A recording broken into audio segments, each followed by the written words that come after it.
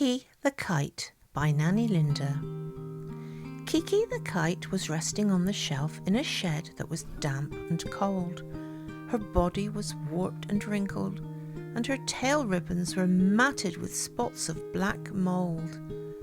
The string attached to her main frame was lying loose and had knots which were covered in grime, and she felt dirty and broken and useless, and hadn't been flown in a very long time.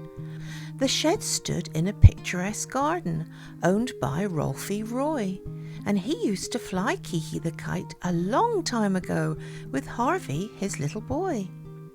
Then when Harvey grew up into his teens, Kiki just lay on the shelf where she had been thrown, waiting very patiently, quietly and alone. One day a little girl arrived with the name of Felicity-Jane, who came up to the garden shed and peeped in through the dirty window pane. "Grandad," shouted the little girl, "is that a kite that I can see? Can you go in and get it and fly it in the sky for me?" "I will have to repair it first," Grandad Ralphie said. "The damage looks pretty bad. It hasn't been flown for such a long time, not since your daddy was a lad." So Grandad Ralphie repaired the kite and made it look better than ever. And when Felicity-Jane saw what he had done, she told her Grandad he was so very clever. Excitedly they walked down to the park and let Kiki take to the air. They had so much fun together that afternoon, such a very happy pair. Grandad Ralphie was in his element as all the flying kite moves came flooding back. Half axle, fade and lazy Susan, and then the 360 and flick flack. Felicity-Jane watched her Grandad and finally said in a voice soft and low, "You are very good at flying, Grandad, but do you think that I could now have a go?" Felicity-Jane took quite a while to get the hang of keeping Kiki in the air, with one or two tantrums when she crashed into the ground, but eventually she had a natural flair. Grandad Ralphie then decided, since they had been having so much fun, that he would look online in the kite store and purchase another one. Then they could both fly kites on Sunday afternoons as they enjoyed spending time together. And they did that for many years to come, in all types of good and bad weather.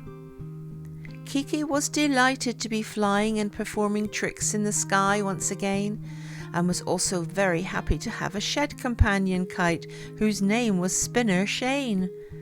Grandad Ralphie then bought another kite just for Felicity-Jane to have as a reserve, especially for competitions, and they both named it Merv the Swerve. Felicity-Jane entered many competitions, and Grandad Ralphie would always spectate and praise and cheer, and she would always use Kiki the Kite year after year after year. One day Felicity-Jane won a competition which proved she was the best kite flyer in the UK, but sadly her Grandad wasn't there to support her, as he had recently passed away. One of the judges, named Olaf, was very impressed with Felicity-Jane's skills and asked if she would fly kites with him one day where he lived on the Snowdonia Hills, which she did, and needless to say their relationship grew and they were married on Christmas Day, and Kiki and Cherished and Merv the Swerve got to know Olaf's kite, Ripper Ray. Kiki had become in need of repair, and Felicity-Jane wasn't sure what to do, so she decided to retire Kiki to a beautiful picture frame and placed her on the wall in her home for everyone to view.